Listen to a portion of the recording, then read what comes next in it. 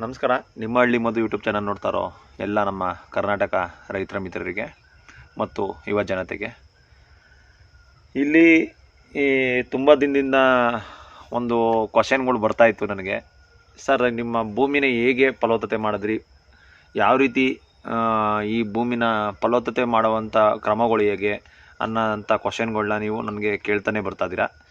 So ಇದು ಇಷ್ಟೇ, ಇದು ಗಂಭೀರವಾದ ಕ್ವಶನು. ನೀವು ಇದನ್ನು ಸೀರಿಯಸ್ ಆಗಿ ತಗೋಬೇಕಾಗುತ್ತೆ. ಇವತ್ತಿನ ಜನ್ರೇಷನ್ಗೆ ಇದೇ ಕ್ವಶನ ನೀವು ಆಫ್ಟರ್ನೂನು ಒಂದು 65ನೇ ಇಸ್ವಿ 1970-80ನೇ ಇಸ್ವಿಗಾದರೆ ಇದು ಅಳವಡಿಸ್ತಿದ್ದೀವಿ. ಈ ಕ್ವಶನ್ನು ಬೇಕಾಗಿರಲಿಲ್ಲ, ಯಾಕಂದರೆ ಸ್ವಲ್ಪ ಭೂಮಿ ಫಲವತ್ತತೆ ಆಗಿತ್ತು, ಅವತ್ತು ಚೆನ್ನಾಗಿತ್ತು. ಇತ್ತೀಚಿನ ದಿನಗಳಲ್ಲಿ ನಮ್ಮ ಭೂಮಿಗಳು ಕಲುಷಿತ ಆಗಿರೋದ್ರಿಂದ, ಆ ಭೂಮಿ ಕಲುಷಿತ ಆದ ನಂತರ ಮಾನವನ ಆಹಾರ ಕ್ರಮಗಳು ಕೂಡ ಎಲ್ಲೋ ಒಂದು ಕಡೆ ಕಲುಷಿತ ಆಗ್ತಾ ಬಂತು. ಆಗದೇನೋ ಆಗ್ಬಿಟ್ಟಿದೆ. ಎಲ್ಲ ನೋಡ್ತಾ ಇದ್ದೀರಾ. ನಾನೇನು ಹೇಳೋಕ್ಕೆ ಇಷ್ಟಪಡ್ತೀನಿ ಅಂದರೆ, ಈ ಭೂಮಿ ಫಲವತ್ತತೆ ಮಾಡೋದು ಒಂದು ಚಾಲೆಂಜಾಗಿ ತಗೋಬೇಕು ಇವತ್ತಿನ ಯುವಕರುಗಳು. ಯಾವ ರೀತಿ ಅಂದರೆ, ಕ್ರಮಬದ್ಧವಾಗಿ ಸೀರಿಯಸ್ ಆಗಿ ಇವತ್ತಿನ ಪಾಲನೆಗಳನ್ನ ಯಾವ ರೀತಿ ನಾವು ಭೂಮಿಗೆ ಅಳವಡಿಸ್ಕೊಂಡ್ರೆ ಅತಿ ಬೇಗ 1.5 to 2 ವರ್ಷಗಳಲ್ಲಿ ನಿಮ್ಮ ಭೂಮಿನ ಸ್ವಲ್ಪ ಫಲವತ್ತತೆಯ ಕಡೆಗೆ ನಾವು ತಿರುಗಿಸ್ಬೋದು. ಅದು ಕಡ್ಡಾಯವಾಗಿ ನೀವು ಪಾಲಿಸಿದರೆ ಮಾತ್ರ. ನಾನು ಅನುಸರಿಸಿದ ರೀತಿಗಳನ್ನ ನಿಮಗೆ ಹೇಳ್ತಾ ಬರ್ತೀನಿ. ಇಲ್ಲಿ ಮೊದಲನೇದಾಗಿ, ನಮ್ಮ ಭೂಮಿಗೆ ಫಲವತ್ತತೆ ಮಾಡಬೇಕು ಅಂದರೆ ಯಾವುದೇ ಜಾಗ ಆಗಿರಲಿ, ಅದು ನೀವು ತಗೊಂಡಿರೋಂಥ ಮಣ್ಣು ಯಾವುದೇ ನೆಲೆ ಆಗಿರಲಿ, ಅಲ್ಲಿ ನೀರಿನ ವ್ಯವಸ್ಥೆ ಹೊರಗಡೆಯಿಂದ ನೀರು ಎಲ್ಲಿಂದ ಬರ್ತಾಯಿದೆ ಅನ್ನೋದು ಒಂದು ನೋಡ್ಕೊಳ್ಳಿ. ಏಕೆಂದರೆ ಇತ್ತೀಚಿನ ದಿನಗಳಲ್ಲಿ ಈಗ ನಮ್ಮ ಚಂದ್ಗಲ್ನೇ ತಗೊಳ್ಳೋಣ, ನಮ್ಮೂರನ್ನೇ ತಗೊಳ್ಳೋಣ. ಈ ನಮ್ಮೂರಿನಲ್ಲಿ ಇಡೀ ಈ ಚಂದ್ಗಲ್ಲಲ್ಲಿ ಒಂದು ನಾಟಿ ಹಸುನ ಹಿಡ್ಕೊಂಡು ಸಂಪೂರ್ಣವಾಗಿ ಅದರಲ್ಲಿ ಬರುವಂಥ ಸಗಣಿ ಮತ್ತು ಗಂಧಲನ ಸಂಪೂರ್ಣವಾಗಿ ಉಪಯೋಗಿಸ್ಕೊಂಡು, ಮತ್ತು ಹಾಲು ಮೊಸರುಗಳನ್ನ ಮನೆಗೂ ಉಪಯೋಗಿಸ್ತಾ ಒಂದು ಫ್ಯಾಮಿಲಿ ಯಾವ ರೀತಿ ಬದುಕ್ಬೋದು 1 ಎಕರೆ ಜಮೀನಿದ್ರೆ ಅನ್ನೋದನ್ನ ನಾನು ತೋರಿಸ್ತಾ ಹೋಗ್ತಾ ಇದ್ದೀನಿ. ಅಂದರೆ ನಮ್ಮೂರಲ್ಲಿ ಯಾರೂ ಕೂಡ ಇದನ್ನು ಅನುಸರಿಸ್ತಾ ಇಲ್ಲ. ನಿಮಗೆ ಇರೋ ಸತ್ಯ ಹೇಳ್ಬಿಡ್ತೀನಿ ಕರೆಕ್ಟಾಗಿ. ನಮ್ಮ ಪಕ್ಕದಲ್ಲಿ ನಮ್ಮ ಅಣ್ಣನೂ ಕೂಡ ತಗೊಳ್ಳಲ್ಲ ಇದನ್ನು ನಂಬೋದು ಇಲ್ಲ ಅವನು. ಯಾಕೆಂದರೆ ಅವನಿಗೆ ನಂಬುವಂಥ ಸ್ಥಿತಿಗೆ ನಮ್ಮ ತಂದೆ ಮಾಡಬೇಕಾಯ್ತು. ನಮ್ಮ ತಂದೆ ಆ ನಾಟಿ ಹಸುಗಳನ್ನ ಸಾಕೇ ಇರಲಿಲ್ಲ. ನಮ್ಮ ತಾತ ಸಾಕಿದರು. ಆದರೆ ನಮ್ಮ ತಾತಂಗೆ ಎಲ್ಲೋ ಒಂದು ಕಡೆ ರಾಸಾಯನಿಕದ್ದು ನಮ್ಮ ತಾತನಿಗೂ ಎಫೆಕ್ಟ್ ಬಂದ್ಬಿಟ್ಟಿತ್ತು ಆಲ್ರೆಡಿ. ನಮ್ಮ ತಾತನೂ ಹಾಕಿರೋದು ನಾನು ನೋಡಿದ್ದೀನಿ, ಯೂರಿಯಾ ತಂದು ಎಸ್ತಿರೋದು ನೋಡಿದ್ದೀನಿ ನಮ್ಮ ತಾತ. ಆ ರೀತಿ ಬಂದಾಗ ಎಲ್ಲೋ ನಮ್ಮ ಅಪ್ಪನೇ ರಾಸಾಯನಿಕ ಬಳಸ್ತಿದ್ರು ಅನ್ನೋ ಮಾತು ನಮ್ಮ ಅಪ್ಪಂಗೆ ಬಾಯಲ್ಲಿ ಬಂದಿದೆ, ನಾನು ಕೇಳಿದ್ದೀನಿ ಇದನ್ನೆಲ್ಲ. ಯಾಕೆ ಈ ಮಾತನ್ನು ಹೇಳ್ತಾ ಇದ್ದೀನಿ ಅಂದರೆ, ನಿಮಗೆ ನಮ್ಮ ಒಂದು ತಲೆಮಾರು, ನಮ್ಮ ತಾತನ ತಲೆಮಾರು ಹೆಂಗೆ ಬದುಕ್ತು ಅನ್ನೋದ್ರ ಕಡೆಗೆ ಹೋಗ್ಬೇಕಾಗತ್ತೆ. ಭೂಮಿ ಫಲವತ್ತತೆ ಹೆಂಗಿತ್ತು, ಹಾಗೆಲ್ಲ ಜೀವನ ಹೆಂಗೆ ಮಾಡ್ತಿದ್ರು, ಇದು ಒಂದು ಗಂಭೀರವಾದ ವಿಷಯ. ನೀವು ಇದನ್ನು ಇವತ್ತಿನ ಇದರಲ್ಲಿ ಫಾಸ್ಟಾಗಿ ಹೋಗೋಂಥ ಜಗತ್ತು, ಏನು ಎಲ್ಲ ಎತ್ಕೊಂಡೋಗ್ತೀವಿ, ನಾವು ಇವತ್ತಿಂದರೆ ಸಾಕು, ಇವತ್ತು ಉಂಡ್ರೆ ಸಾಕು ಅನ್ನೋ ಡೈಲಾಗ್ಗಳು ಹೊಡಿತೀರ ಎಲ್ಲ. ದಯವಿಟ್ಟು ಇವು ಡೈಲಾಗ್ ಮಾತುಗಳಲ್ಲ. ಪ್ರಕೃತಿ ಉಳಿಸೋಗೋಕ್ಕೆ, ಪ್ರಕೃತಿಯನ್ನು ಪ್ರೀತಿಸೋದಕ್ಕೆ ಒಂದು ಗುಂಡಿಗೆ ಬೇಕು ಇವತ್ತಿನ ಯುವಕರುಗಳಿಗೆ. ಸುಮ್ಮನೆ ಮಾತಲ್ಲಿ ನಾವು ಕೇರ್ಲೆಸ್ ಮಾಡಿಬಿಟ್ರೆ ಸ್ವಾಮಿ, ಇವತ್ತೇ ನಿಮಗೆ ಎಷ್ಟೇ ಸಂಪಾದನೆ ಮಾಡಿದ್ರು, ಎಷ್ಟೇ ದುಡ್ಡು ಉಳಿತಲ್ಲ. ಯಾರೋ ಬಂದು ಆಸ್ಪತ್ರೆಗೋ ಇನ್ನೊಂದಕ್ಕೋ ಕಟ್ಕೊಂಡು ಖಾಲಿ ಮಾಡಿಬಿಡ್ತೀರಿ. ಅಂಥ ಪರಿಸ್ಥಿತಿ ದುರ್ವಿಧಿಗೆ ನಾವು ಬಂದಿದ್ದೀವಿ. ಎಲ್ಲೋ ಒಂದು ಸ್ವಲ್ಪ ರಿಯಲ್ ಎಸ್ಟೇಟ್ ಅದು ಇದು ಮಾಡಿದವ್ರಿಗೆ ಸ್ವಲ್ಪ ಹಣಕಾಸು ಬಿಗಿಯಾಗಿರ್ತದೆ, ಲಕ್ಷಗಳು ನೋಡ್ಬಿಡ್ತಾರೆ. ಈಗ ನನ್ನೇ ತಗೊಳ್ಳಿ, ನಾನು ಸಾವಯವ ಕೃಷಿ ಅಳವಡಿಸ್ಕೊಂಡಿದ್ದೀನಿ. ನನಗೆ ಈ ಜಮೀನಿಗೆ ಅಂದ್ಬಿಟ್ಟು 1 ಎಕರೆಗೆ ನಾನು ಯಾವುದೂ ಲೇಬರ್ಗಳಿಗೆ ಆಹ್ವಾನ ಮಾಡಲ್ಲ. ಇಲ್ಲಿ ಎಲ್ಲ ನಾನು ಪ್ಲ್ಯಾನ್ ಮಾಡೇ, ನನ್ನ ಒಂದು ನಾಟಿ ಹಸು 1 ಎಕರೆನ ನಾನು ಹೆಂಗೆ ಮಾಡಿಕೊಂಡು, ಒಂದು 800 ಮರ ಇದೆ ಕಂಪ್ಲೀಟು. 1 ಎಕರೆ ಮೇಲೆ ಒಂದು 10 ಗುಂಟೆ ಇದೆ. ಸೊ ಇದು ಒಂದು 700-750 ಮರನ ಇವತ್ತು ಒಂದು ನಾಟಿ ಹಸು ಸಾಕ್ತಿದೆ. ಅದನ್ನು ಭೂಮಿನ ಫಲವತ್ತತೆ ಮಾಡ್ತದೆ ಅಂದರೆ ಅದ್ರ ಶಕ್ತಿ ಎಷ್ಟಿದೆ ಅಂತ ನಮ್ಮ ಸುಭಾಷ್ ಪಳ್ಳೇಕರ್ ಅವರು ತುಂಬ ಚೆನ್ನಾಗಿ ಹೇಳಿದ್ದಾರೆ. ನೀವು ತತ್ವಶಾಸ್ತ್ರ ಮತ್ತು ತಂತ್ರಜ್ಞಾನ ಬುಕ್ ತಗೊಂಡು ನೀವು ಓದಿದ್ರೆ ಅದರಲ್ಲಿ ಅದ್ಭುತವಾಗಿ ಬರೆದವ್ರೆ. ಈಗ ನೀವು ನನಗೆ ಕ್ವಶನ್ ಆಗ್ತಾಯಿದ್ದೀರಾ ಎಲ್ಲಿ ಕಮೆಂಟ್ಸಲ್ಲಿ, ಸರ್ ನಿಮ್ಮ ಭೂಮಿನ ಯಾವ ರೀತಿ ಫಲವತ್ತತೆ ಮಾಡಿದ್ರಿ, ನಿಮ್ಮ ಭೂಮಿಗೆ ಫಲವತ್ತತೆ ಮಾಡ್ಬೇಕಾದ್ರೆ ಏನೆಲ್ಲ ಕ್ರಮಗಳನ್ನ ಅನುಸರಿಸಿದ್ರಿ ಅನ್ನೋದನ್ನ ಕೇಳಿದ್ರಿ. ನೋಡಿ, ನಾನು ಫಸ್ಟು ಸುಭಾಷ್ ಪಳ್ಳೇಕರ್ ಕೃಷಿನ ಬುಕ್ಕಲ್ಲಿ ನನಗೆ ಶುಂಠಿ ಹಾಕ್ಬಿಟ್ಟಿದೆ ನಾನು. ನಿಮ್ಮಂಗೆ ಅಂದ್ಕೊಳ್ಳಿ, ಯಾವಾಗ 2018 2018-19 ನಾನು ಶುಂಠಿ ಹಾಕ್ಬಿಟ್ಟಿದ್ದೆ. 2018 ಅಲ್ಲಿ ಹಾಕಿ ಶುಂಠಿನ 2020 ಗಂಟೆ ನನ್ನ ಜಮೀನಲ್ಲೇ ಇತ್ತು. ಅಂದರೆ ಹೆಚ್ಚು ಕಡಿಮೆ 1.25 ವರ್ಷ ನನ್ನ ಜಮೀನಲ್ಲೇ ಇತ್ತು. ರೈಟ್ ಆಯ್ತದೆ ಅಂತ ಕಾಯ್ಕೊಂಡಿದ್ದೆ. ಆ ಬಡ್ಡಿ ಮಗೊಂದು ರೈಟೇ ಆಗಲಿಲ್ಲ. ಹಂಗಾಗಿ ಅಲ್ಲಿ ಬರೀ 85,000 ಖರ್ಚು ಮಾಡಿದ್ದೆ ನಾನು. ಅರ್ಧ ಎಕರೆ ಶುಂಠಿಗೆ 85,000 ಖರ್ಚಾಗಿತ್ತು ಸರ್ ಅವತ್ತಿನ ಇದರಲ್ಲಿ. ಬೀಜ ಶುಂಠಿ ತಗೊಳ್ಬೇಕಾರೆ 5,500-6,000 ಇದ್ದಿದ್ದು ನಾನು ಮಾರಬೇಕಾದ್ರೆ 800 ರೂಪಾಯಿ ಕೇಳಿದ್ರು. 800 ರೂಪಾಯಿಗೆ ಅದಕ್ಕೆ ಕಳೆನಾಶಕ ಹೊಡೆದಿದ್ದೆ. ರಾಸಾಯನಿಕಗಳು ಅತಿ ಆಸೆಯಿಂದ ರಾಸಾಯನಿಕ ಹಾಕಿದೆ, ಇಳುವರಿ ಚೆನ್ನಾಗಿ ಬಂದ್ಬಿಡ್ಲಿ ಅಂತ. ಕೊಟ್ಟಿಗೆ ಗೊಬ್ಬರಗಳು ಸ್ವಲ್ಪ ಏರಿಸಿದೆ, ಕುರಿ ಗೊಬ್ಬರನೇ ಹಾಕಿಸಿದೆ, ಎಲ್ಲ ಹಾಕಿ ರಾಸಾಯನಿಕಗಳು ಹಾಕಿದೆ. ನನಗೆ ಅರ್ಧ ಎಕರೆಗೆ ನನ್ನ ಭೂಮಿಲಿ ನನಗೆ ಬಂದಿದ್ದು ಇಳುವರಿ 103 ಕ್ವಿಂಟಲ್, ಅಂದರೆ 103 ಮೂಟೆ. 50 kg ಏನಿದೆ ಅದು 103 ಮೂಟೆ ಶುಂಠಿ ಆಗಿತ್ತು ಅರ್ಧ ಎಕರೆಗೆ. ಅವತ್ತಿನ ಇದರಲ್ಲಿ ನಾನು 7 ಮೂಟೆ ಶುಂಠಿ ಹಾಕಿದ್ದು. 7 ಮೂಟೆ ಶುಂಠಿಗೆ 103 ಮೂಟೆ ಶುಂಠಿ ಕೊಡ್ತು. ರೈಟ್ ಬಂದು 800 ರೂಪಾಯಿ. ಒಂದು 83,000 1 ಲಕ್ಷದ ಹತ್ರ ಇಲ್ಲ 83-84,000 ದುಡ್ಡಾಗಿತ್ತು. 1.5 ವರ್ಷ ವೆಯ್ಟ್ ಮಾಡಿ ನಾನು ಎಲ್ಲನೂ ಬರೆದಿದ್ದೆ, ಡೈರಿ ತೊಗೊಂಡು ಕಂಪ್ಲೀಟಾಗಿ ಬರೆದಿದ್ದೆ ಎಲ್ಲನೂ. ಎಲ್ಲೋಯ್ತು ದುಡ್ಡು ಅಂತ ಯೋಚನೆ ಮಾಡೋಕೆ ಹೋದಾಗ ಅಲ್ಲಿ ಕ್ಲೀನಾಗೆ ನಾನು ಬರೆದಿದ್ದು ನೋಡಿದ್ಮೇಲೆ ಅಲ್ಲಿ ಲೇಬರ್ಗಳು ಕೊಟ್ಟಿದ್ದೀನಿ, ರಾಸಾಯನಿಕ ಅಂಗಡಿದವ್ರಿಗೆ ಕೊಟ್ಟಿದ್ದೀನಿ, ಇನ್ನು ಆ ಪೈಪ್ಲೈನು ಅದು ಇದು ಅಂಥವ್ರಿಗೆ ಕೊಟ್ಟಿದ್ದೀನಿ. ಎಲ್ಲೂ ಕೂಡ ಎಲ್ಲ ದುಡ್ಡು ನಮ್ಮ ಜೋಳಿರೋದೆಲ್ಲ ಎಲ್ಲ ವರ್ಗಕ್ಕೂ ಹೋಗೈತೆ. ಲಾಭ ಮಾತ್ರ 0. 1.5 ವರ್ಷ ಟೈಮ್ ವೇಸ್ಟು. ಲಾಟ್ರಿ ನೀವೇನೋ ಒಂದ್ಸಲಿ ರೈಟ್ ಸಿಕ್ಬಿಡ್ತಾ 2,000-3,000 6,000ಕ್ಕೂ ಮಾರವ್ರೆ ಒಂದು ದಿನ ಲಾಟ್ರಿ ಅದು. ಬಟ್ 3 ವರ್ಷ ರೈಟ್ ಕೊಟ್ಬಿಟ್ಟು 4 ವರ್ಷ ರೈಟ್ ಇಲ್ಲದೆ ಹೋದರೆ ಆ ದುಡ್ಡು ಎಲ್ಲಿ ಉಳಿತು ಅವನಿಗೆ? ಆಮೇಲೆ ಭೂಮಿ ಫಲವತ್ತತೆ ಎಷ್ಟು ಹಾಳಾಯಿತು. ನಿಮ್ಮ ಜನ್ರೇಷನ್ಗೆ ಅದು ಭೂಮಿನ ನೀವು ಶುಂಠಿ ಹಾಕಿ ಹಾಳು ಮಾಡಿಬಿಟ್ರೆ ನೆಕ್ಸ್ಟ್ ಜನ್ರೇಷನ್ ಬರುತ್ತೆ. ನಿಮ್ಮ ಮಕ್ಳುಗಳು ನೆಕ್ಸ್ಟ್ ಯಾರೂ ಅಲ್ಲ, ಬೇರೆ ಏನಲ್ಲ, ನಿಮ್ಮ ಮಕ್ಳುಗಳೇ ಭೂಮಿಗೆ ಬರಬೇಕು. ನಿಮ್ಮ ಮಕ್ಳುಗಳು ಏನು ಮಾಡ್ತಾರೆ?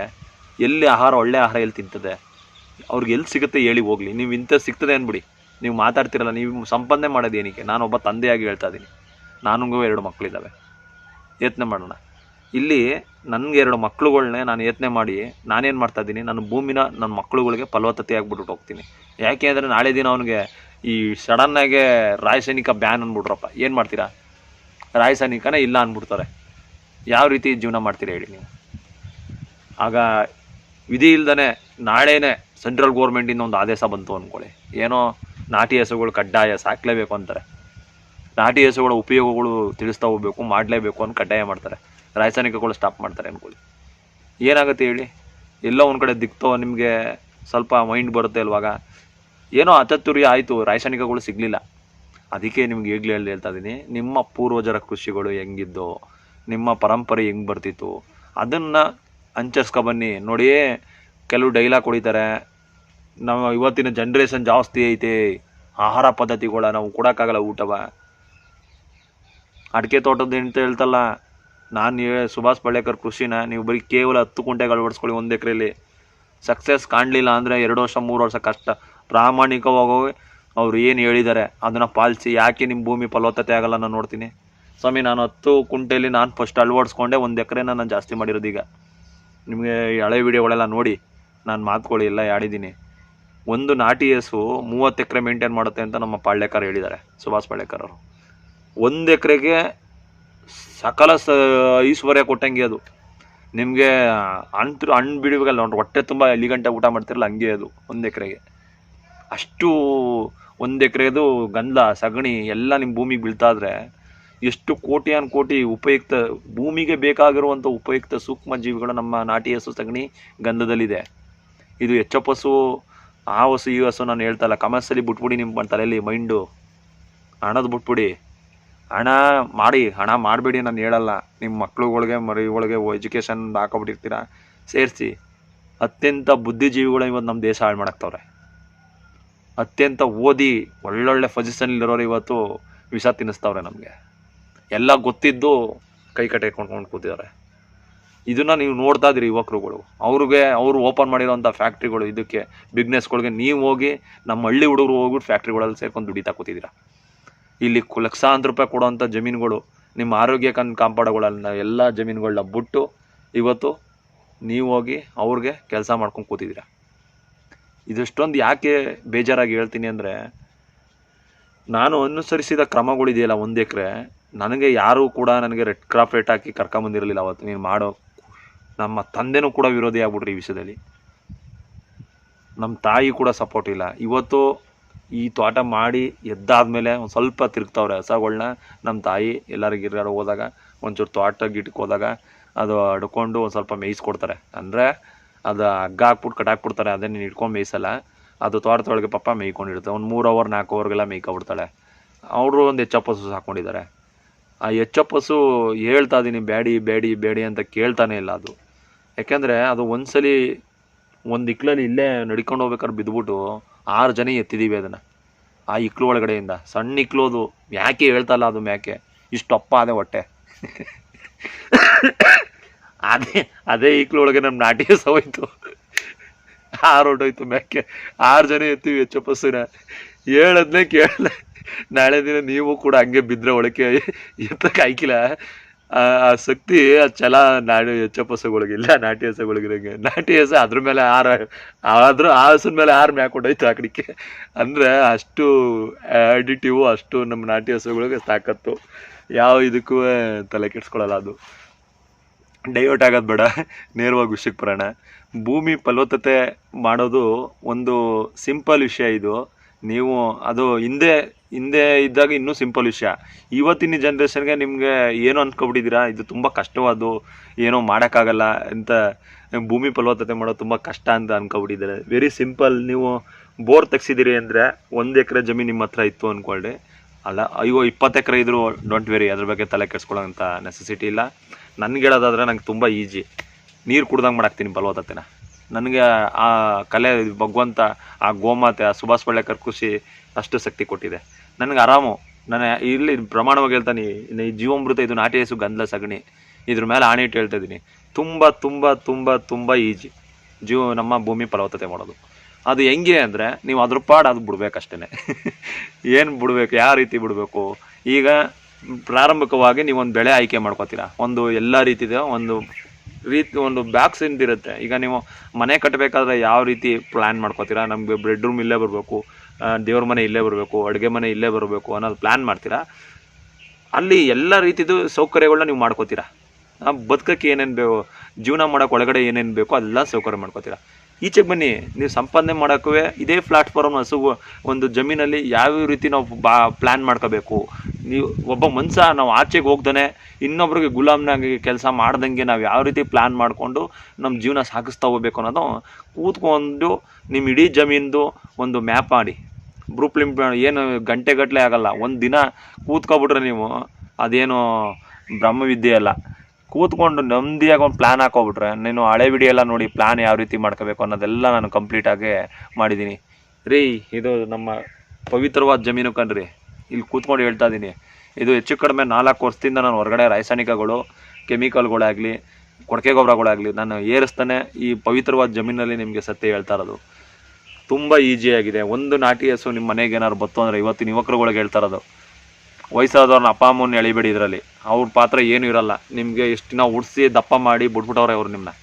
ನೀವು ಸೀರಿಯಸ್ ಆಗಿ ತಗೋಬೇಕು, ನೀವು ಚಲವಾಗಿ ತಗೋಬೇಕು. ನಿಮ್ಮ ಹೆಂಡ್ತಿರು ಕೂಡ, ಮದುವೆ ಆಗಿರೋರ್ಗೆ ಹೇಳ್ತಾ ಇದ್ದೀನಿ, ಹೆಂಡ್ತಿರು ಕೂಡ ಗಂಡಿದರಿಗೆ ಸಪೋರ್ಟ್ ಕೊಡಬೇಕು. ನನ್ನ ಮಕ್ಳುಗಳಿಗೆ ಅದು ಇದು ನಾವು ಹಂಗೆ ಹಿಂಗೆ, ನಾವು ಹಂಗೆ ಮಿಲಿಯನರ್ ಆಗಬೇಕು, ನಾವೇನು ಎಷ್ಟು ದಿನ ಹೊತ್ಕೊಂಡೋದವ ಇವೆಲ್ಲ ಡೈಲಾಗ್ಗಳು ಬಿಟ್ಬಿಟ್ಟು ಕಚಡ ಡೈಲಾಗ್ಗಳವು.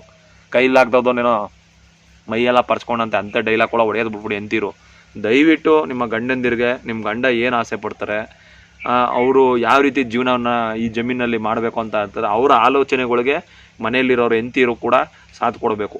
ನಮ್ಮ ಹೆಂಡ್ತಿಗೆ ಸೇರಿಸಿ ಹೇಳ್ತಾ ಇದ್ದೀನಿ, ನನ್ನ ಹೆಂಡ್ತಿನೂ ಕೂಡ ಮುಂಚೆ ಹಿಂಗೆ ಆಡ್ತಿದ್ಲು. ಯಾಕಂದ್ರೆ ಅವಳೆಲ್ಲ ಶುಂಠಿ ಬೆಳೀತಿದ್ರು, ಹೊಗೆ ಸೊಪ್ಪು ಬೆಳೀತಿದ್ರು. ಅದೇ ದೃಷ್ಟಿ ತಂದ್ಬಿಟ್ಟು ಇಲ್ಲಿ ನನ್ನ ಬಡದ್ಲು. ಇಲ್ಲಿ ಶುಂಠಿನೇ ನೋಡ್ದವ್ರ ಜಾಗ ಇದೆಲ್ಲ ಹಾಕಿಸಿದ್ಲು. ಅವಳಿಗೆ ಅದ್ರ ಎಫೆಕ್ಟ್ ತಿಳಿಸ್ತಾ ಹೋದೆ. ಆ ಮಧ್ಯದಲ್ಲಿ ನನಗೆ ಎಲ್ಲ ಬೆಳೆದಾದ್ಮೇಲೆ ಸುಭಾಷ್ ಪಾಳೇಕರ್ ಬುಕ್ ಸಿಕ್ತು. ಅವ್ರು ದೊಡ್ಡಪ್ಪನೇ ಕೊಟ್ಟರು. ನಾನೇನೋ ನಮ್ಮ ಹೆಂಡ್ತಿಯ ತಂದೆಯ ಅಣ್ಣ ಅವರೇ ಕೊಟ್ಟರು. ಬನ್ನಿ ಮದು ಹಾಳು ಮಾಡ್ಕೊಬೇಡಿ ಜಮೀನ, ಓದಿ ಬುಕ್ಕು ಚೆನ್ನಾಗದೆ ಅಂದ್ಬಿಟ್ಟು ಕೊಟ್ಟರು. ಸುಭಾಷ್ ಪಾಳೇಕರ್ ಸುಣ್ಣೆ ಮಂಡೋಳ ನೈಸರ್ಗಿಕ ಕೃಷಿ ಬುಕ್ನ ಸ್ಟಡಿ ಮಾಡಿದ್ಮೇಲೆ ಇವತ್ತು ಅವ್ರು ದೊಡ್ಡಪ್ಪಂಗೆ ಬೈತಾರೆ, ಯಾಕಾರೆ ಹಿಂಗೆ ಹೇಳ್ಬಿಟ್ರಿ, ಹುಚ್ಚ ಆಗ್ಬಿಟ್ರಿ. ಇವತ್ತು ಹುಚ್ಚ ಅಂತ ಅವರು ಪಟ್ಟ ಕೊಟ್ಟಿರ್ಬೋದು ನಮಗೆ. ಬಟ್ ಅವರೇ ಒಂದಿನ ಹುಚ್ಚರು ಆಯ್ತಾರೆ. ಮನೇಲಿ ಕಚ್ಚಾಟ, ಹೊಡೆದಾಟ, ಬಡ್ದಾಟ, ಟೆನ್ಷನ್ನು ಏನೇನು ಆಗ್ತೈತೆ ನೋಡ್ತಾ ಇದ್ದೀರ. ನಾನು ನಿಮಗೆ ಪ್ರಾಕ್ಟಿಕಲಾಗಿ ಹೇಳಿದ್ರೆ ನಿಮಗೆ ಬೇಜಾರಾಗ್ಬೋದು. ನೀವೇ ಅನುಭವಿಸ್ತಾ ಇದ್ದೀರಿ ನಿಮ್ಮ ಜೀವನದಲ್ಲಿ ಏನೇನು ನಡೀತಾ ಇದೆ, ಯಾವ್ಯಾವ ರೀತಿ ಆಗ್ತಾಯಿದೆ ಇವತ್ತಿನ ಸಮಾಜ, ಎಲ್ಲೆಲ್ಲ ಏನೇನೆಲ್ಲ ಅನುಭವಿಸ್ತಾ ಇದ್ದಾರೆ ಎಲ್ಲನೂ ನೋಡ್ತಾ ಇದ್ದೀರ ನೀವೇನೆ. ಈ ಥರ ನೋಡ್ತಾ ಇದ್ರೂ ನಾವೇನು ಇಲ್ಲಿ ಸುಳ್ಳು ಹೇಳ್ಬಿಟ್ಟು ಏನು ನಾನು ಕಾಲರ್ ಎತ್ಕೊಂಡಿಲ್ಲ ಏನು ಇದು ಮಾಡ್ತಲ್ಲ. ನಿಮಗೆ ನಾನೇನು ಹೇಳ್ತಾ ಇದ್ದೆ ಅಂದರೆ, ಇವತ್ತು ನಿಮ್ಮ ಮನೆಗೆ ನೀವೇ ರಾಜರಾಗಬೇಕು. ನೀವೇ ನಿಮ್ಮ ಹತ್ರ ಜಮೀನಿದ್ರೆ ನೀವೇ ರಾಜರು. ನಿಮ್ಮಿಂದ ಇಡೀ ದೇಶ ನಿಂತಿದೆ ಹೊರತು ಅವರಿಂದ ನೀವು ನಿಂತಿಲ್ಲ. ನೀವು ರೈತರುಗಳು ಕರೆಕ್ಟಾಗಿ ಒಂದು ಎಕರೆನ ಒಂದು ಎಕರೆ ಇತ್ತು, 10 ಎಕರೆ ಇತ್ತು, 5 ಎಕರೆ ಇತ್ತು, ನಾಟಿ ಹಸುಗಳು ಸಾಕೊಂಡು ಅದು ಸಂಪೂರ್ಣವಾದ ಬರುವಂಥ ಗಂಧಲ ಸಗಣಿನ ಒಂದು ಜೀವಾಮೃತ ಅನ್ನೋದ ನೀವು ಮಾಡಿಕೊಂಡು ಕರೆಕ್ಟಾಗಿ ಪ್ಲ್ಯಾನ್ ಮಾಡಿದೆ ಅದಲ್ಲಿ ನೀವು ಸ್ವಾವಲಂಬಿ ರೈತ ಆಗೋದ್ರಲ್ಲಿ ಡೌಟ್ ಇಲ್ಲ. ಯಾರ ಅಂಗ್ರಣೆ ಇಲ್ದನೂ ನೀವು ಸ್ವಾವಲಂಬಿಯಾಗಿ ಬದುಕ್ಬೋದು. ಆ ತಾಕತ್ತನ್ನ ನಿಮಗೆ ಆ ಗೋಮಾತೆ ಕೊಡ್ತಾಳೆ, ಆ ಶಕ್ತಿನೂ ಕೂಡ ನಿಮಗೆ ಕೊಡ್ತಾಳೆ ಅಂತ ನಾನು ಹೇಳೋಕ್ಕೆ ಇಷ್ಟಪಡ್ತೀನಿ.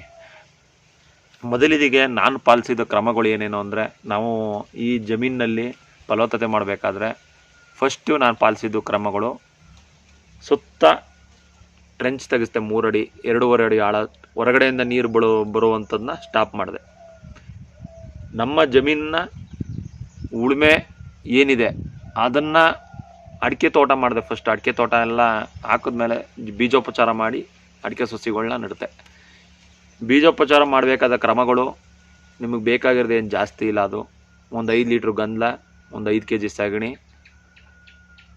ಒಂದು 50 ಗ್ರಾಮ್ ಸುಣ್ಣ, ಇದನ್ನು ಒಂದು 50 ಲೀಟ್ರ್ ನೀರಿನಲ್ಲಿ ಡ್ರಮ್ನಲ್ಲಿ ತೂಗು ಕತ್ತಿಯಾಗಿ ನೀವು ಸಗಣಿನ ಕಟ್ಬಿಟ್ಟು ಕಾಟನ್ ಬಟ್ಟೆಯಲ್ಲಿ ಮ್ಯಾತಾಕೋದು. ಆ ಮ್ಯಾತಾಕೋದ್ಮೇಲೆ ಅದು ಇಡೀ ನೈಟ್ ಒಳಗೆ ಅದ್ರ ಇದೆಲ್ಲ ರಸ ಎಲ್ಲ ಸಗಣಿದು ಕೆಳಗಡೆ ಇಳಿದಿರ್ತದೆ. ಸುಭಾಷ್ ಬಳ್ಳೇಕರ್ ಬರೆದಿರೋದು, ಬೆಳಗಿನ ಜಾವ 6 ಗಂಟೆಯಲ್ಲಿ ಸೂರ್ಯ ಮುಳೋಕ್ಕಿಂತ ಮುಂಚೆ ಅದು ಓಪನ್ ಮಾಡಿ ಆ ಬೀಜೋಪಚಾರಕ್ಕೆ ಒಂದು 50 ಗ್ರಾಮ್ ಸುಣ್ಣನೂ ಒಂದು 5 ಲೀಟ್ರ್ ಗಂಧನೂ ಮಿಕ್ಸ್ ಮಾಡಿ ನೀವು ನಿಮ್ಮ ಏನು ಸಸಿಗಳು ಅಡಿಕೆ ಸಸಿ ನಡ್ತೀರ ಅದನ್ನು ಹೆಜ್ಜಿ ನೆಡೋದಷ್ಟೇ. ಇಷ್ಟೇ ಬೀಜೋಪಚಾರ. ಇದು ಏನು ವರ್ಕ್ ಮಾಡುತ್ತೆ ಅಂದರೆ, ನಿಮ್ಮ ಬ್ಲ್ಯಾಕ್ ಕಮಾಂಡರ್ ಅಂತ ಏನು ಹೇಳ್ತೀವಿ ನಮ್ಮ ಆರ್ಮಿಲಿ ಇದೆಯಲ್ಲ, ಯಾವುದೇ ಶತ್ರುಗಳು ಹೊರ ಶತ್ರುಗಳು ನಮ್ಮ ದೇಶಕ್ಕೆ ನುಗ್ಗದಂತೆ ಬರ್ತಾರಲ್ಲ, ಸೊ ಆ ರೀತಿ ನಿಮ್ಮ ಬೇರುಗಳಿಗೆ ಯಾವುದೇ ರೀತಿ ವೈರಸ್ಗಳು ಫಂಗಸ್ಗಳು ಬರದಂತೆ ಇದು ಕೆಲಸ ಮಾಡುತ್ತೆ. ಅಷ್ಟು ಶಕ್ತಿ ನಮ್ಮ ಈ ಬೀಜೋಪಚಾರಕ್ಕಿದೆ. ಬೀಜೋಪಚಾರಕ್ಕೆ ಹೊರಗಡೆಯಿಂದ ಏನು ತಂದು ಹಾಕೋಮರು ಟೈಕೋಮರು ಇವೇನು ಹಾಕಿ ಎಜ್ಜಿಬಿಟ್ಟು ಮಾಡಿ ಅಂತ ಹೇಳ್ತಾರೆ, ಅವೆಲ್ಲ ಬೇಡ. ಇದೇ ನಿಮ್ಮ ನಾಟಿ ಹಸುನಲ್ಲೇ ಇದೆ ಎಲ್ಲ. ಅದು ಇದನ್ನು ಉಪಯೋಗಿಸಿ. ಮತ್ತು ಈ ಗೊಣ್ಣೆ ಹುಳು, ಬೇರು ಕೊಡೆ ಹುಳು ಅಂತ ಏನಂತೀವಿ, ಆ ಹುಳುನ ಓಡಿಸುವಂಥ ಬ್ಯಾಕ್ಟೀರಿಯಾಗಳು ನಮ್ಮ ನಾಟಿ ಹಸು ಸಗಣಿ ಮತ್ತು ಗಂಧದಲ್ಲಿ ಇದೆ. ಸೊ ಇವೆಲ್ಲ ಅನುಕೂಲಗಳು ನಮ್ಮ ನಾಟಿ ಹಸುನಲ್ಲಿದೆ. ಭೂಮಿನ ಹೆಂಗೆ ಫಲವತ್ತತೆ ಮಾಡಿದ್ರಿ ಸರ್ ಹೇಳಿ ಅಂತ ನೀವು ಇನ್ನೂ ಹೇಳ್ತಾನೆ ಇಲ್ವಲ್ಲ ಅಂತ ಬತ್ತಾದೀನಿ ಅಂತ ಅಲ್ಲಿ ನಮ್ಗೆ ಗೊತ್ತು. ಬರ್ತೀನಿ ಅಲ್ಲಿಗೆ ಬರ್ತೀನಿ. ಫಸ್ಟು ಹೇಳಿದೆ, ಟ್ರೆಂಚ್ ತೆಗೆದೆ, ಮತ್ತು ಇವೆಲ್ಲ ಮಾಡಿ ಕ್ರಮಗಳು ಮಾಡಿದೆ. ಹಸಿರೆಲೆ ಗೊಬ್ಬರ, ಯಾಕಂದರೆ ನಾನು ಶುಂಠಿ ಮೊದಲೇ ಹೇಳಿದೆ ನಿಮಗೆ, ಶುಂಠಿ ಹಾಕಿ ರಾಸಾಯನಿಕ ಬಳಸಿ ಕಳೆನಾಶಕ್ಕೆಲ್ಲ ಹೊಡೆದು ನಮ್ಮ ಭೂಮಿನ ಫಲವತ್ತತೆನ ಆಲ್ಮೋಸ್ಟು ಅತ್ಯಾಚಾರ ಮಾಡಿಬಿಟ್ಟಿದೆ. ಏನಕ್ಕೆ? ಬ್ಯಾಕ್ಟೀರಿಯಾಗಳ ಎಲ್ಲ ನಮ್ಮ ಉಪಯುಕ್ತ ಬ್ಯಾಕ್ಟೀರಿಯಾಗಳೆಲ್ಲ ಸತ್ತೋಗ್ಬಿಟ್ಟಿದ್ದವು. ನಮ್ಮ ಭೂಮಿಲಿ ಜೀವಾಣುಗಳು ಅನ್ನೋದು ಸರ್ವನಾಶ. ಎರೆಹುಳುಗಳು 3 ಅಡಿ 2.5 ಅಡಿ ಆಳು ಕೊಟ್ಟೋಗಿದ್ದೋ. ಈ ನನ್ನ ಮಗ ಮಾಡಬಾರ್ದೆಲ್ಲ ಮಾಡ್ತಾನೆ, ನಮಗೆ ಜಾಗ ಒಳ್ಳೆ ನಾವು ಬದುಕಿರೋ ಒಳಗಡೆ ಬದುಕ್ಬಿಡೋದ, ಎಲ್ಲರೂ ಒಂದು ಕಡೆ ಬಂದು ಗಾಳಿ ತಗೊಳ್ಳೋದ ಅಂದ್ಬಿಟ್ಟು ಒಳಗಡೆ ಹೋಗಿದ್ದವು. ಅವನ್ನ ಮ್ಯಾಕ್ ಎತ್ತುವ ಪ್ರಕ್ರಿಯೆ ಆಗಬೇಕು. ಮ್ಯಾಕ್ ಬರಂಗೆ ಮಾಡಬೇಕು ಅಂದರೆ ನಾವು ಆ ವಾತಾವರಣ ಸೃಷ್ಟಿ ಮಾಡಿರಬೇಕು. ಯಾವ ರೀತಿ ವಾತಾವರಣ ಸೃಷ್ಟಿ ಮಾಡಬೇಕು? ಬನ್ನಿ ವಿಷಯಕ್ಕೆ ಬನ್ನಿ. ಈಗ ಏಕದಳ ಹಾಕಿರೋದು ಅಡಿಕೆ, ಬಾಳೆ ಎಲ್ಲ ಏಕದಳಗಳು.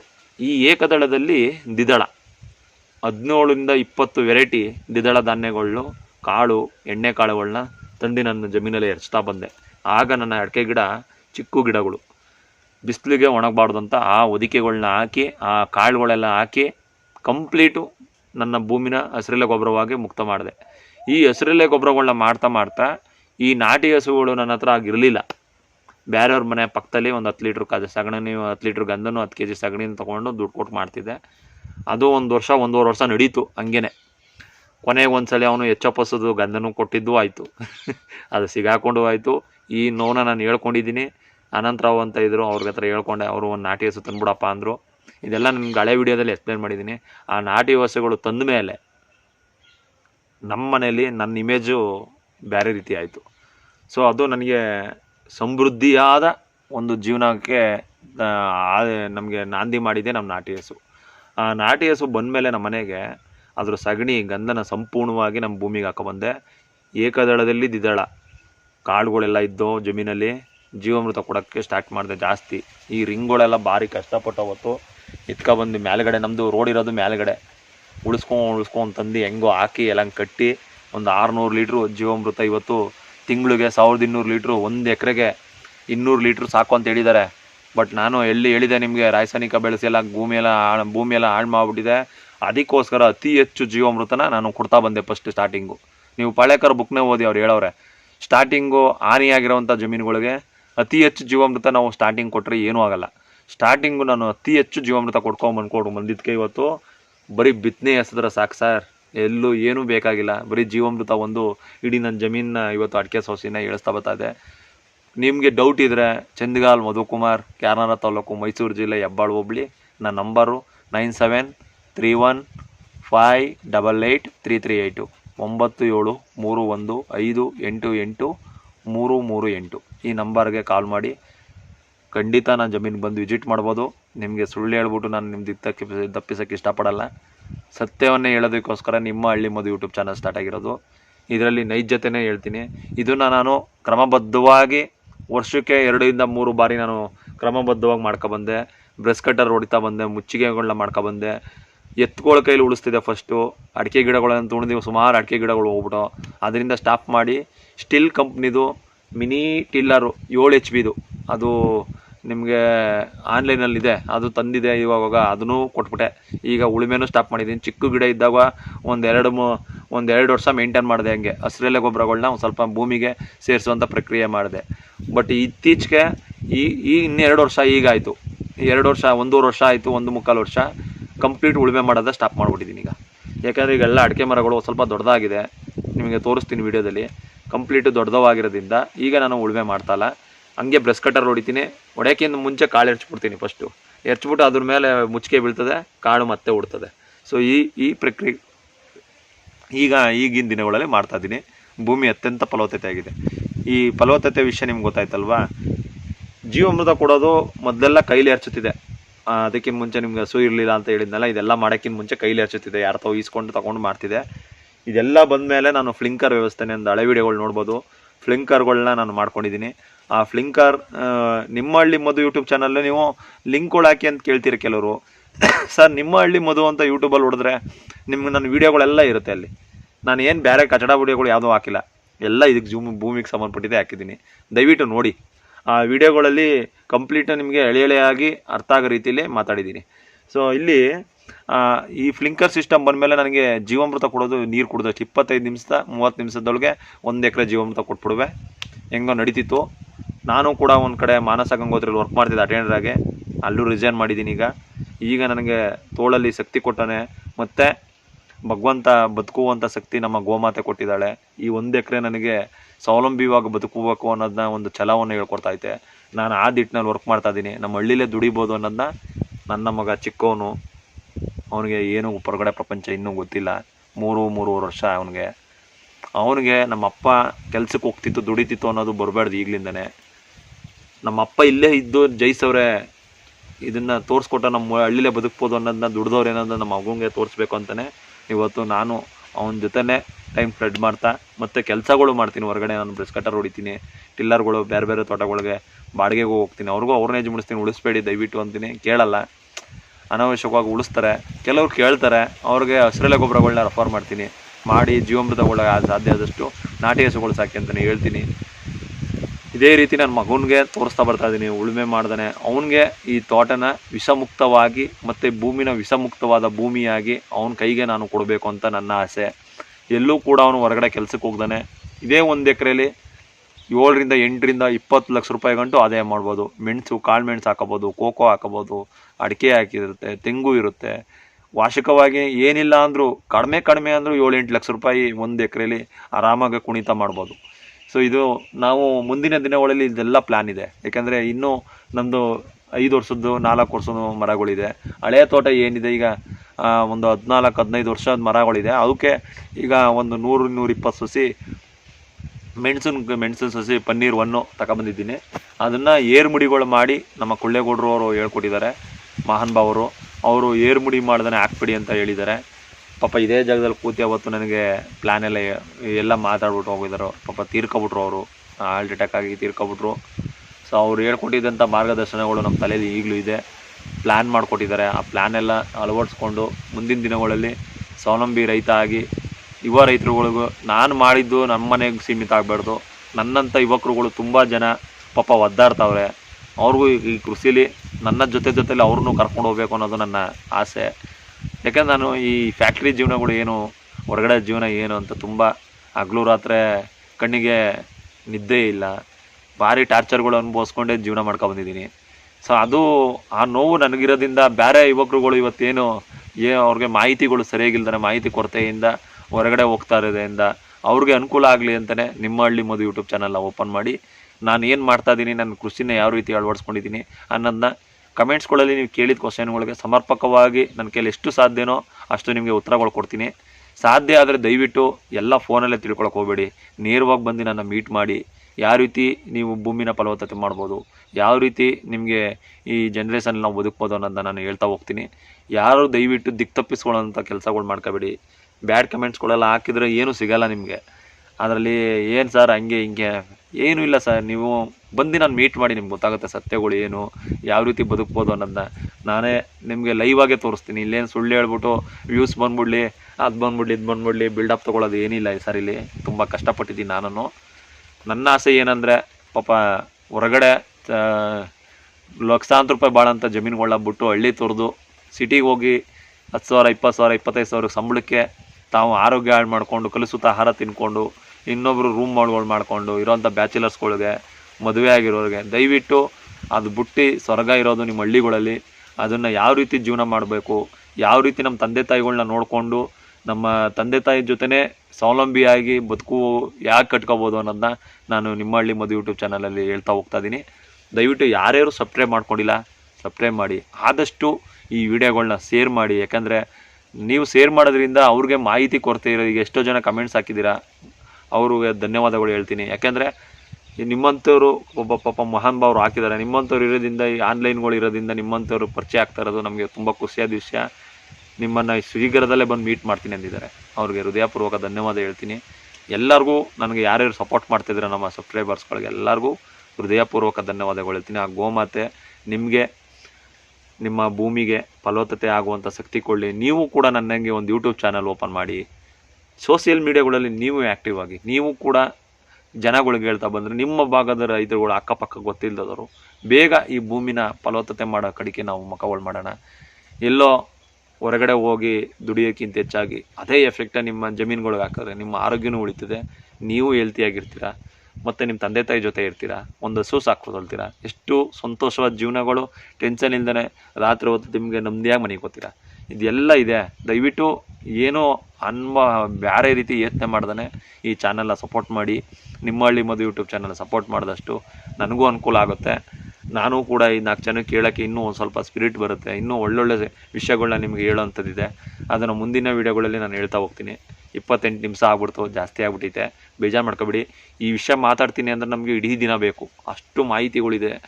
ಬಟ್ ಯಾರೂ ವೀಡಿಯೋಗಳು ನೋಡೋಲ್ಲ ಗಂಟೆಗಟ್ಟಲೆ ಮಾತಾಡಿದ್ರೆ. ದಯವಿಟ್ಟು ಕ್ಷಮಿಸಿ, 28 ನಿಮಿಷ ಆಗಿದೆ, ಜಾಸ್ತಿ ಆಗ್ಬಿಟ್ಟೈತೆ ಅಂತ ಅರ್ಧ ವೀಡಿಯೋ ನೋಡಬೇಡಿ. ನಾನು ಮಾಹಿತಿಗಳು ಸತ್ಯ ಇದ್ದರೆ ಕಮೆಂಟ್ಸ್ ಹಾಕಿ, ಸುಳ್ಳಿದ್ರೆ ಕ್ಯಾಕೋಸ್ ಮಕ್ಕೂಗಿರಿ ಉಗಿಸ್ಕೊತೀನಿ. ನಾನು ಹೇಳಿದ್ದೆ ಸರಿ ಅಂತಲ್ಲ, ನಾನು ಹೇಳಿ ಸರಿ ಇಲ್ಲ ಅಂದರೆ ನೀವು ಬಂದು ಕಂಪ್ಲೀಟಾಗಿ ನಾನು ಬಂದು ಇಲ್ಲಿ ಕ್ವಶನ್ ಮಾಡ್ಬೋದು. ದಯವಿಟ್ಟು ನೀವು ಕೆಟ್ಟ ಕಮೆಂಟ್ಸ್ಗಳು ಹಾಕ್ಬಿಟ್ಟು ಅಲ್ಲಿರೋರ್ಗು ಮಿಸ್ಬಿಹೇವ್ ಮಾಡಬೇಡಿ.